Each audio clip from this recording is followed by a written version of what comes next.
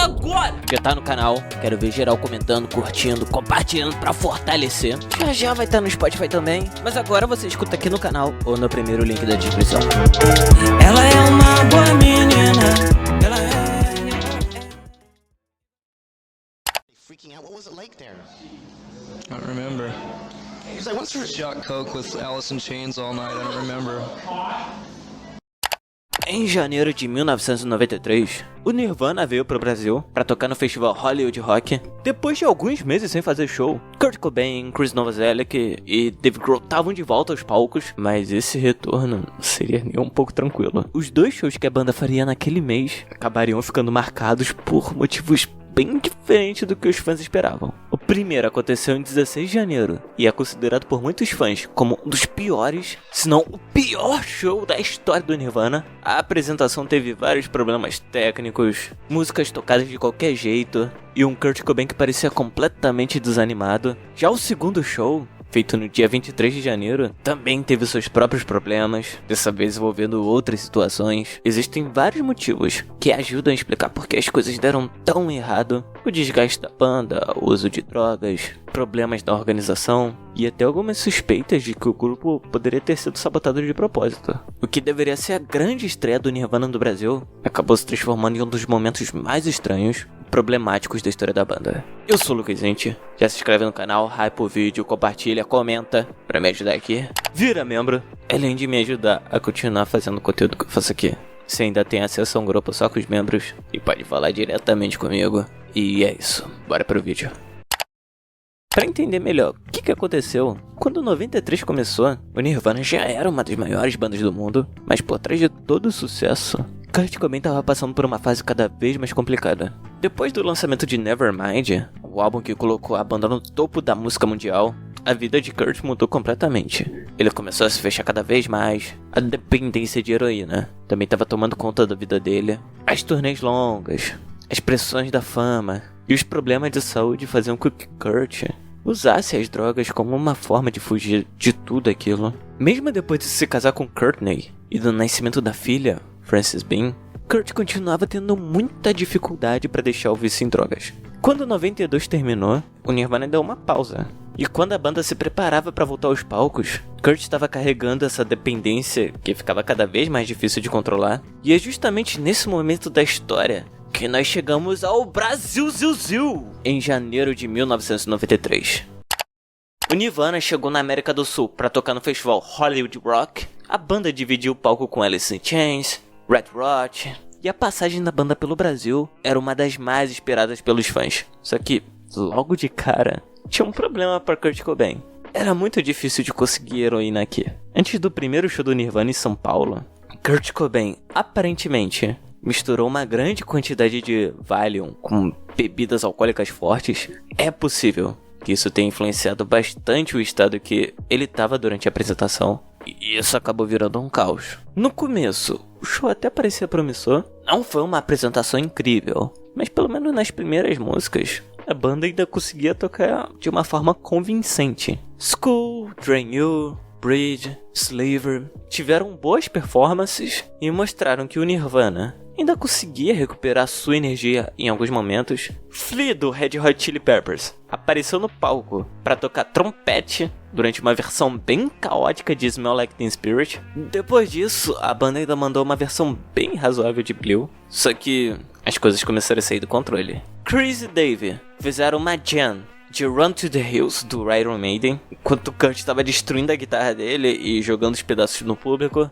A essa altura, já não parecia mais um show normal e sim uma grande bagunça que estava acontecendo. Logo depois, os três trocaram de instrumentos. Kurt foi pra bateria, Chris pegou a guitarra e Dave ficou no baixo. A brincadeira durou 6 músicas, todas covers de outras bandas. Isso só mostrou como os integrantes pareciam não estar nem aí para aquela apresentação. A versão de Sizzles in the Sun até saiu relativamente bem, considerada toda a situação. Mas depois tudo ficou ainda mais caótico. Kids in America, Rio e We Will Rock You foram algumas músicas tocadas. Nessa altura a banda mal conseguia terminar as músicas. Eles pareciam cansados, desanimados e completamente desconectados do show, fazendo a apresentação ficar cada vez mais bagunçada e difícil de ouvir. Para receber o pagamento, o Nirvana precisava tocar 90 minutos. Então naquele momento, parecia que o único objetivo da banda era simplesmente aguentar até o tempo acabar.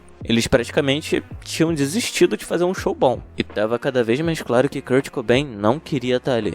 Em um momento, a banda voltou a tocar com seus instrumentos normais e conseguiu recuperar um pouquinho o ritmo. Por alguns minutos, parecia que talvez eles ainda conseguissem terminar o show de uma forma digna. Mas no final, durante o Long Act, só o baixo e a bateria continuaram tocando, enquanto Kurt procurava outra guitarra para canhotos. Como ele tinha acabado de destruir sua guitarra, ele precisou pegar outro instrumento. Chris perdeu a paciência porque o Kurt estava demorando muito para afinar a guitarra. No meio da confusão, ele jogou o baixo contra o Kurt Cobain e saiu do palco. Quando voltaram, eles nem sequer pararam para afinar os instrumentos. Aí a música seguinte, Territorial Pissing, também saiu horrível. Tudo soava horrível, desafinado. A essa altura, tava claro que ninguém mais parecia se importar com a qualidade do show. Grande parte do público foi embora. As duas últimas músicas da noite foram Heart Shaped Box, que era uma novidade na época, e Scentless Apprentice. No final, Kurt colocou a guitarra direto no amplificador, fazendo ainda mais barulho, enquanto destruía as luzes do palco e a bateria. No fim, o que deveria ser um grande show do Nirvana virou uma verdadeira bagunça. O Nirvana já era conhecido por fazer shows caóticos, mas em 16 de janeiro de 93, eles conseguiram ir ainda mais longe. Dá pra entender porque muita gente considera essa apresentação como uma das piores da banda. Várias músicas ficaram pela metade, outras saíram completamente bagunçadas, e os integrantes pareciam muito despreparados para estar no palco. Nas poucas imagens que existem desse show, dá pra ver que a banda, principalmente Kurt Cobain, tava tendo dificuldade para ficar de pé e continuar tocando. A embriaguez teve um papel importante nisso, mas também não foi o único motivo da frustração de Kurt e do resto da banda. Eles não estavam nada felizes com o clima do festival, principalmente por causa da ligação com uma marca de cigarros. O Nirvana era bastante crítico desse tipo de coisa, não gostava da ideia da sua imagem estar ligada a uma empresa de cigarros. Além disso, a banda estava há algum tempo sem tocar junto, que deixou tudo ainda mais estranho. Sem eles estarem totalmente entrosados, os músicos ficaram mais vulneráveis para os problemas que apareceram durante o show. E o pior é que vários desses problemas voltariam a aparecer na apresentação no Rio. Depois do primeiro show, Kurt Cobain foi para uma festa na Rua Augusta com a Courtney Love e o João Gordo. No começo, Kurt nem queria estar ali, parecia bastante deprimido. Provavelmente lidando mais uma vez com os efeitos da abstinência e com todo o desgaste dos últimos dias. Só que, conforme a noite avançada e a cocaína entrou em cena, seu humor mudou e a noite acabou sendo marcada por muita bebida, drogas e um comportamento bem imprevisível. O Nirvana estava programado para tocar no Rio de Janeiro em 23 de janeiro de 93. Entre esse show e o show anterior, Kurt finalmente conseguiu encontrar heroína. Cocaína era relativamente fácil de conseguir, mas heroína exigia um certo esquema para chegar aqui. Como eu já falei, o Alice in Chains também estava no festival, e Laney, assim como Kurt, era conhecido por usar drogas. Os dois acabaram se juntando para conseguir heroína. Resumindo, Kurt pagou pela droga e Laney pegou um avião para levar a droga para cá pro Brasil. Agora, eles conseguiram o que estavam procurando, mas as coisas saíram do controle rapidamente. Na noite anterior ao show do Nirvana no Rio de Janeiro, o Alice in Chains tocou com Red Hot. Depois da apresentação, Kurt, Laney e Mike Starr passaram a noite usando cocaína e heroína. Em determinado momento, Mike sofreu uma overdose. Segundo os relatos, ele teria ficado sem sinais vitais por cerca de 10 minutos antes de ser reanimado. E esse show do dia 22 do Alice in Chains acabou sendo o último do Mike Starr, porque depois do incidente ele foi expulso da banda. Depois de uma noite chapando coco de droga, Kurt Cobain subiu para fazer o segundo show no Rio, apesar de não ter sido nem de longe tão caótico quanto o show em São Paulo. Aquela apresentação também passou longe de ser uma das melhores do Nirvana. No dia 23 de janeiro, ele estava sabotando o show de propósito. Ele não gostava do que o Hollywood Rock representava e parecia fazer questão de mostrar isso no palco. Um dos momentos mais marcantes aconteceu durante uma versão de quase 10 minutos de Endless Nameless. Kurt se expôs, cuspiu na câmera, ficou andando pelo palco de um jeito completamente perdido, claramente afetado pelas drogas. Conforme a música continuava, a apresentação ficava cada vez mais caótica e dava a impressão de que Kurt não estava nem um pouco interessado em fazer um show decente. Musicalmente, o show do dia 23 no Rio foi bem mais direto. O Nirvana tocou principalmente músicas próprias e fez alguns covers. No geral, a banda parecia mais firme e entrosada, principalmente Dave Grohl e Chris Novoselic, que seguravam muito bem a parte rítmica, enquanto Kurt em alguns momentos saía do controle. Flea voltou a participar do show, tocando trompete em Smell Like Teen Spirit. Dessa vez a participação pode-se dizer que foi melhor do que a de São Paulo.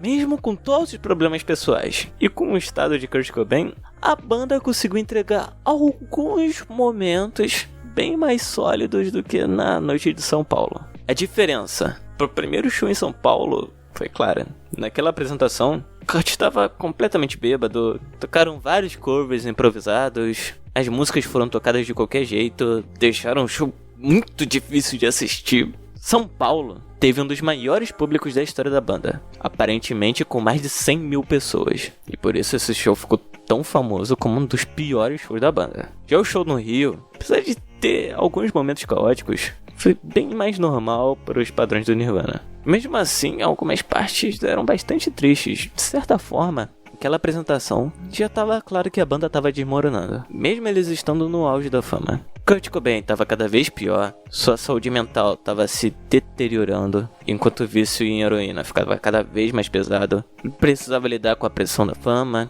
os constantes compromissos da banda, a responsabilidade de ser pai. Tudo isso parecia estar pesando cada vez mais. Aos poucos, ficava mais difícil enxergar no Kurt aquela mesma paixão pela música que havia feito o Nirvana chegar tão longe. Os 2 shows de janeiro de 93 mostram bem isso. As coisas melhorariam um pouco no mês seguinte, quando a banda conseguiu terminar as gravações de In Utero em menos de 2 semanas. Por algum tempo, o Nirvana voltou a ter uma direção mais clara, mas durante grande parte de 93, Kurt acabou afundando cada vez mais no vício e, infelizmente, a situação ficaria ainda pior nos meses seguintes, até chegar ao desfecho que todos nós conhecemos em 5 de abril de 94.